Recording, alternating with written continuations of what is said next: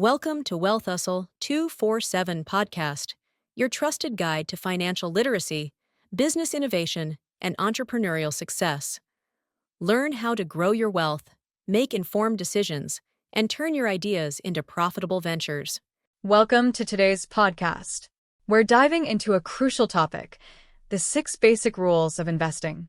Whether you're new to investing or looking to sharpen your skills, these core principles can guide you toward making smart financial decisions. Let's explore these rules and how they can help you build wealth over time. Ever feel kind of like the typical way we're told to get financially secure is, I don't know, maybe just a little off, like they're holding out on us. Like maybe there's some secret stuff they just don't teach you in school. Right.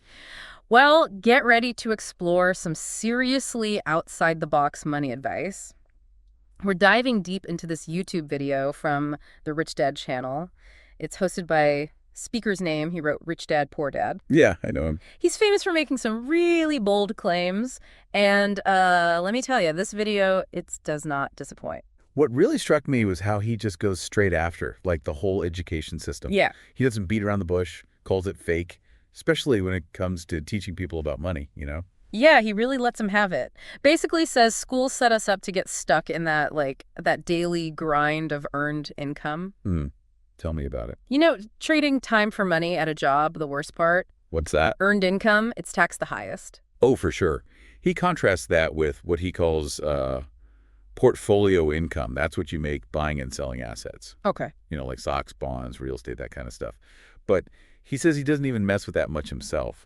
Interesting. He's all about building up those passive income streams. That's what he says the really wealthy focus on. So break it down for us. Passive income, or like he calls it, cash flow. Yeah. That's money that's making you more money, Right. even while you sleep, ideally. That's the dream, right? Right. He's talking about things like rental properties. Maybe you get royalties or businesses that, bring in money without you having to be there 204/7. Right. Okay. And the way he sees it, these income streams, they're often taxed differently. Really? Yeah, usually a lot more favorably than that hard-earned paycheck from your 9 to 5. He even goes as far as to say the rich don't pay taxes. But I think what he means is I was going to say. they're legally reducing how much they owe by making their money in different ways. That's a bold statement for sure. And it all ties back into his whole critique of the traditional education system, right? He's saying if we're not learning these super important concepts about different types of income, how to build wealth through assets, are we really getting a real education, Right. He thinks understanding your personal financial statement, not just your resume, is key to building wealth.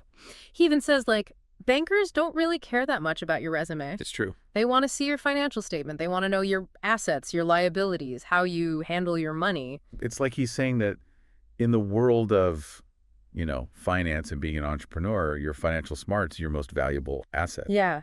It's about being financially literate. He's saying instead of just blindly trusting some financial advisor or throwing all your money in a 401k, you got to understand how to analyze investments yourself. He actually uses real estate as an example, Interesting. which, a lot of people think it's risky. For sure. But his point is it makes you learn, makes you more financially savvy, and that could actually lead to bigger returns. Makes sense. It's about taking charge of your own financial knowledge, not just handing over the reins to somebody else. Exactly. And this is where it gets good. You know how he's all about flipping conventional wisdom on its head? Oh, yeah. He even takes a phrase we use all the time as an excuse, I can't afford it, and totally turns it around. What do you mean? He's really pushing us to think like entrepreneurs, right? Yeah. Don't just accept limits, find ways to break through them. Totally. And it kind of reminds you of all those side hustle stories, Yeah. People turning what they love into a way to make money, finding new ways to earn outside that traditional job. Definitely. Maybe that's part of what he's getting at. It's like that saying, necessity is the mother of invention. Right? When you got to face a money problem head on, it can spark some serious creativity. Makes you resourceful. You find ways to make things happen. He even made this whole board game Cash Flow to teach these ideas in a fun way, Makes sense, right? If he's saying traditional education is not cutting it, got to offer some alternatives. Right. It's like Monopoly. But instead of just buying up property, you learn about cash flow, those financial statements, how to build wealth through assets. Yeah, it's about actually using those money smarts in a practice setting. But, it's one thing to play a board game. It's totally different to actually start investing. Which brings us back to his point about risk. He's saying the biggest risk isn't the market crashing or something. It's actually you not knowing enough about finances. Ooh, that hits home. Yeah, he's saying if you're just blindly taking financial advice or like putting all your eggs in one basket without understanding why, that's a recipe for disaster. Right. He'd rather see you invest in something, even if people say it's risky, as long as you're the one learning and in control. I like that. He actually says you'll learn more by investing in real estate because you'll make more mistakes. There's that unconventional wisdom again. He's not scared of messing up. Sees those as, like, learning opportunities. Yeah. Obviously, you don't want to be reckless or anything. Right. But he's telling us to get comfortable with a little risk, Embrace those learning curves that come with trying new things. So it's not about totally avoiding risk, but knowing enough to take smart risks, making informed choices. Exactly. And that's where finding those real teachers comes in, like you keep saying. Yeah. He's big on finding mentors, people who are already financially successful, the kind of success you're aiming for. He's all about learning by doing. Yeah. Believes real-world experience, even with a few hiccups, is super valuable. It's funny, though, right? He's critical of traditional education, but then he's all about finding teachers. Right.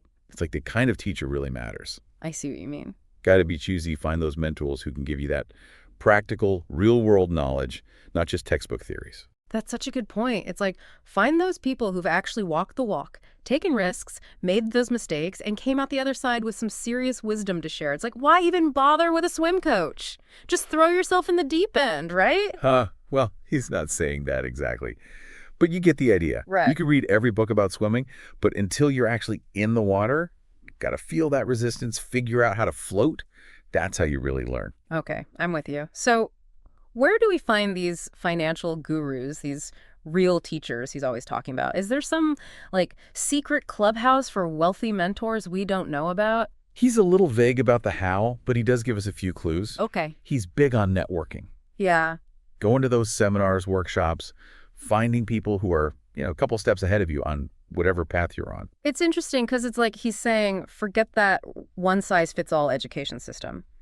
When it comes to money, you need a more personalized approach, right? And that's pretty powerful when you think about it. We're so used to thinking about education as this, standardized thing. Totally. But with something as personal as your own finances, maybe we need something more tailored, Definitely. It's like, remember those aha moments? Oh, yeah. When something just clicks? Totally. You connect with an idea on a deeper level. Maybe it's because of a mentor or a book or even, honestly, a mistake you made and learned from.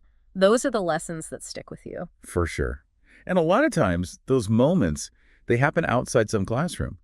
It's when you're out there doing the thing, trying, maybe failing a little. And that brings us right back to his main message, right? Taking charge of your own financial education. You're not waiting for someone to just give you the answers. Right. You're being proactive, searching for that knowledge, building up your financial literacy one step at a time. He definitely gives us a lot to chew on, that's for sure. He does. I mean, some of what he says, it's a little out there, but there's this one theme he keeps coming back to, this idea that, traditional education, it just doesn't prepare us for the real world of money. So for anyone listening who's feeling fired up, ready to take the reins of their financial journey, where can they start? Who are those real teachers in your life? Or who could they be? What can you do today to boost those money smarts and start building the future you want? Keep those questions in mind, folks, because remember, knowledge is power, especially when it comes to your money. And that's a wrap on another deep dive. That's it for today's episode of Wealth Hustle 247. Be sure to follow, comment, and share with others. Keep pushing toward your goals, and we'll see you in the next episode.